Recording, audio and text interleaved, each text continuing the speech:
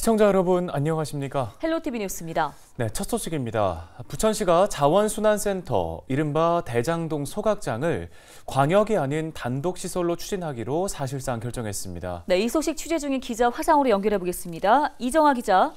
자, 올해도 끌어왔던 부천 소각장 문제입니다. 이제 좀 발표가 임박했다고 봐도 될까요? 네, 그렇습니다. 일단 사업 방식에 대해서는 내부적으로는 결론이 나온 상태로 부천시는 현재 어떤 방식으로 발표를 할지 구체적으로 논의하고 있는 단계입니다.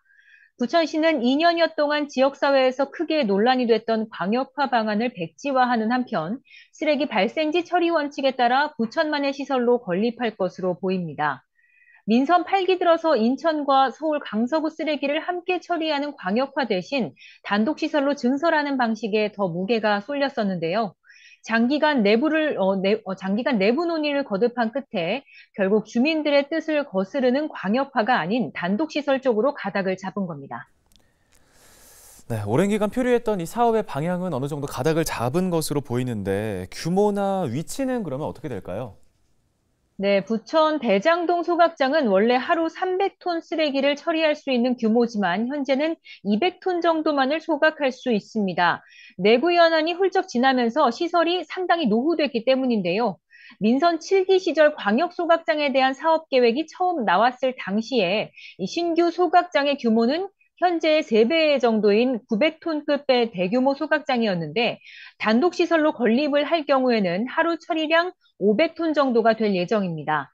아울러 이 새 현대화 시설의 위치를 현재 대장동 소각장의 부지에 건립할지 아니면 제3의 장소를 물색해야 할지도 결정해야 하는 과제가 있고요. 무엇보다 주민들의 거센 반대 속에서도 광역시설로 증설하기로 했던 가장 큰 이유가 소각장 현대화 시설에 드는 막대한 비용, 즉 예산 문제 아니었습니까? 단독시설로 조성하기로 한 만큼 결국 이 사업비를 부천시가 어떻게 확보할 것인지가 관건입니다. 네, 그럼 공식 발표 언제쯤 날까요? 네, 논의를 거쳐 조만간 발표가 있을 예정입니다. 사업 방향을 결정하는 데만 이미 오래 걸렸습니다. 더는 지체할 시간이 없기도 한데요. 3기 신도시 대장지구가 조성되는 동시에 오는 2026년 수도권 매립지 직매립이 금지되는 만큼 지금도 빠른 결정이라고 볼 수는 없습니다. 부천의 결정에 따라 이해 지자체들의 대책 마련도 필요하고요. 부천도 쓰레기를 줄이기 위한 자구책으로 여러 가지 자원순환 시책을 실시하고 있지만 이 같은 행정 궤도만으로는 다가올 쓰레기 대란을 막기란 역부족입니다. 광역화냐 단독이냐만 결정했을 뿐 아직 갈 길이 먼 만큼 후속 절차들이 지체 없이 추진돼야 할 것으로 보입니다. 네, 알겠습니다. 오늘 소식은 여기까지 듣겠습니다. 이정아 기자였습니다. 다음 소식입니다. 김포시가 광역 소각장 입지 후보지를 검토하기 위해 입지선정위원회를 구성했습니다. 이번 위원회는 주민 대표와 전문가, 시도의원과 공무원까지 모두 12명으로 구성됐는데요. 위원회는 지난 10일 1차 회의를 열고 입지 선정 공모를 통과한 후보지 3곳을 중심으로 심의를 시작했습니다. 이날 위원들은 위원회 운영 규정과 용역 실시 여부, 후보지 여건 등도 함께 검토했습니다. 김포시는 광역 소각장에 대한 주민 관심도가 높은 만큼 관련 절차에 따라 공청회나 주민 설명회를 개최할 계획입니다. 국토교통부와 인천시가 지난 1월 말 부평구 십정동에 임시로 열었던 인천 지역 전세 피해 지원센터를 13일 정식 개소했습니다. 전세 피해 지원센터에는 인천시와 주택도시보증공사 등 관계기관과 변호사, 법무사 등 전문 인력이 상주하고 있는데요. 법률 상담과 전세 피해 확인서 발급, 금융 지원과 긴급 주거 지원, 법률 구조 등의 안내를 제공하고 있습니다. 인천 지역 전세 피해 지원센터는 1월 말부터 3월 8일까지 600건이 넘는 피해 사례를 상담했습니다. 네, 다음 소식입니다. 개발 사업이 이루어지고 있는 모든 땅에는 원래의 땅 주인들이 있기 마련입니다. 김포에서 추진 중인 한강 시내폴리스 사업지 역시 마찬가지인데요. 네, 그런데 공사까지 시작된 마당에 이곳의 땅 주인들은 아직도 땅을 떠나지 못하고 있습니다. 어떤 이유 때문일까요? 이세진 기자가 심층 취재했습니다. 유 씨는 원래 농부였습니다. 20년을 애지중지 키운 배나무는 생활 미천이 됐습니다. 남은 생도 그렇게 보내고 싶었습니다. 하지만 꿈을 이룰 수는 없었습니다. 유 씨 땅에 계획된 공공개발 사업 때문입니다. 그래도 아직은 할 수 있는 건데 다 이거 다 처분하고 이거 다 버려야 되잖아요. 이거 어떡하겠어요. 보상을 받았지만 다른 땅은 그림의 떡이었습니다. 헐갑의 땅은 수용됐는데 그 돈으로 엄두를 못 내요. 땅 사서 이걸 다 어디다 옮기고 왔어요. 한강 시내폴리스, 유 씨의 꿈과 맞바꾼 공공개발 사업의 이름입니다. 영화를 뜻하는 시네마와 도시를 의미하는 폴리스가 합쳐진 말. 김포시는 이곳에 미래도시 청사진을 그렸습니다. 김포가 이제 제조업 중심의 산업 구조를 IT 미래 산업으로 탈바꿈하기 위한 첫 삽이 바로 김포 한강 시내폴리스 일반 산업단지 조성 사업입니다. 100만 제곱미터 규모의 거대한 부지. 김포시는 이곳에 방송, 영상, 미디어 산업단지를 구상했습니다. 하지만 그 이전에 이 땅은 누군가의 집이거나 일터였습니다. 지금 여기 부분을 다 막아놔가지고 더 이상 차가 갈 수가 없네요. 지금 저 차 가는 저 부분, 이 원래 길이었던 것 같아요. 네. 최대근 씨 가족에게도 그랬습니다. 제가 고등학교 때였으니까 거의 90년대 후반 그 정도. 저희 집이 제가 어렸을 때부터 쌀가게를 했었거든요. 쌀가게를 하셔가지고 아버지가 이제 쌀을 이제 파시다가 이제 다른 곡물이나 이런 채소 같은 거를 파셔야겠다고 생각을 해서 이 토지를 구입을 하셨더라고요. 15년 전 갑자기 시작된 개발 사업은 10년 넘게 표류했습니다. 하지만 보상금은 사업을 시작할 때 기준에서 크게 달라지지 않았습니다. 토지를 다시 구입하고 이제 다시 곡물이나 이런 것들을 이제 재배할 수 있으면 좋았는데 사실은 그 보상금이 터무니가 없어가지고 무엇보다 상실감은 돈으로는 메울 수 없었습니다. 아버지의 땅을 물려받아 20년째 농사를 지어온 문 씨도 마찬가지였습니다. 공익사업으로 수용이 될 거라는 생각도 안 하고 농사를 계속 졌는데 저희는 여기 개발이 안 되고 오랫동안 여기서 받은 걸로 해서 농사 짓고 싶죠. 아마 저뿐만 아니라 여기 모든 토지주분들이 다 저랑 똑같은 심정일 거예요. 시내폴리스 토지 소유자는 433명. 낮은 보상에 한때는 토지주들의 반발도 있었습니다. 하지만 법은 원주민보다는 공익 편이었습니다. 2020년 협의되지 못한 토지 소유권은 강제로 공공기관에 넘어갔습니다. 이른바 수용 절차입니다. 땅을 내놓은 주민들은 하나둘 땅을 떠나갔습니다. 하지만 아직 떠나지 못한 사람도 있습니다. 또 다른 주민을 만났습니다. 이 원주민은 40년 가업을 물려받은 50대 공장주입니다. 가족들의 집은 이주단지에 포함됐지만 공장은 업종 제한에 걸려 입주할 수 없었습니다. 여기 아직 머물고 계신데 예. 그렇게 머물 수밖에 없게 된 이사를 가려고 주위에 이제 공장을 얻으려고 알아봤는데 시세가 너무 높게 책정이 돼 있고 거래처가 다 근방에 있는데 생업을 포기하지 못해 커다란 공사장 안에 섬처럼 남겨졌습니다. 솔직히 요새 뭐 공장 갖다가 하나 얻으려고 하면은 보통 평당 4,500원 줘야 되거든요. 4,500원 줘야 되는데 4,500을 줘도 문제인 게 요새는 공장 허가가 잘 안 나와요. 이거를 지금 계속 해야 되는지. 생계는 이곳 원주민들이 떠나지 못한 가장 큰 이유입니다. 최근 자발적으로 생계조합을 구성한 곳도 이런 이유 때문입니다. 지역에서 새 일자리를 찾고 재정착하겠다는 몸부림인 셈입니다. 딴 동네 가서 또 새 삶을 살아라. 딴 동네 가서 새 삶을 사는 건 0부터 시작하는 게 아니고 마이너스 50부터 시작을 해요.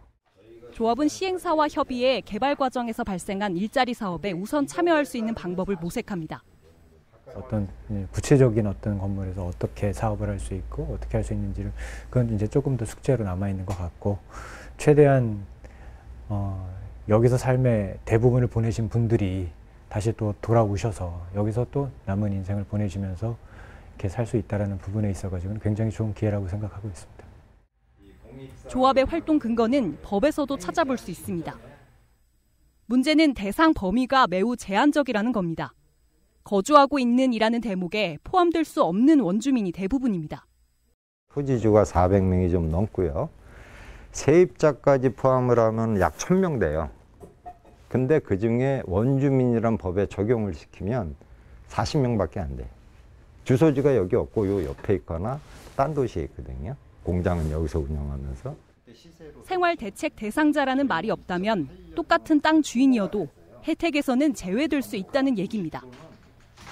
땅이 들어가든 뭐 생활권이 들어가든 아니면은 여기서 세입자로 살았던 이게 다 포함이 되거든요. 생활 대책 대상자로만 바꿔진다면 여기 토지주들이 전부 혜택을 볼 수 있는 겁니다. 관리관청의 역할도 남아 있습니다. 제일 중요한 건 저희가 일단 우리 산업단지 안에 생활대책 운영지를 경기도부터 승인고시를 받는 게 제일 우선이고요.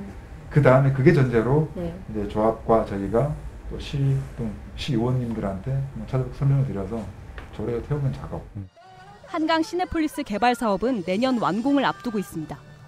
개발 전면에 내세운 건 화려한 숫자들입니다.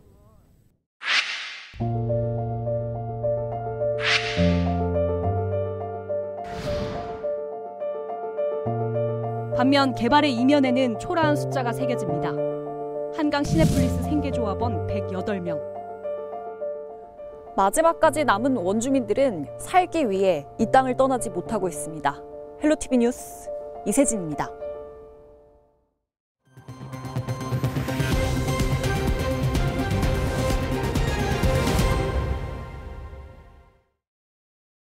다음 소식입니다. 지난 주말 김포에서 화재 사고가 잇따랐습니다.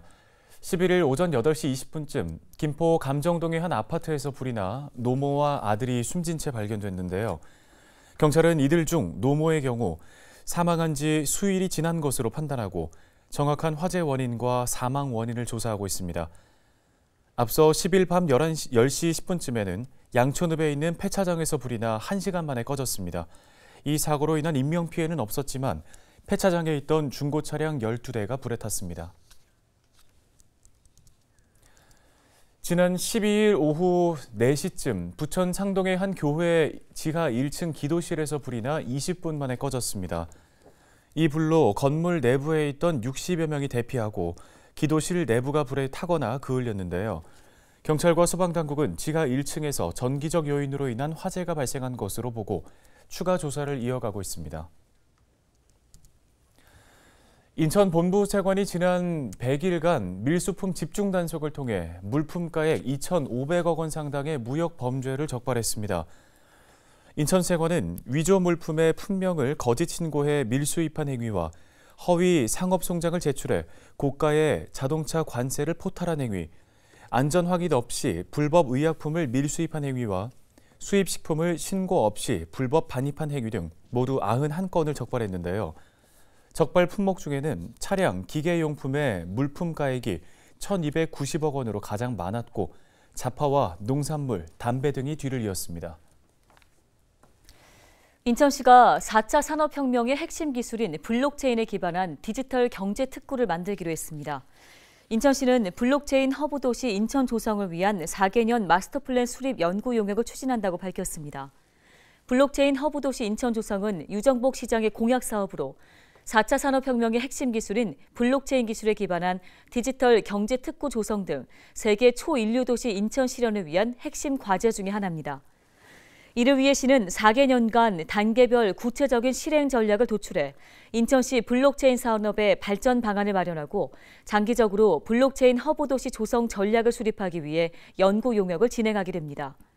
용역은 31일까지 접수를 마감한 후 제안서 평가를 통한 협상에 의한 계약으로 사업자를 선정해 6개월 일정으로 진행할 계획입니다.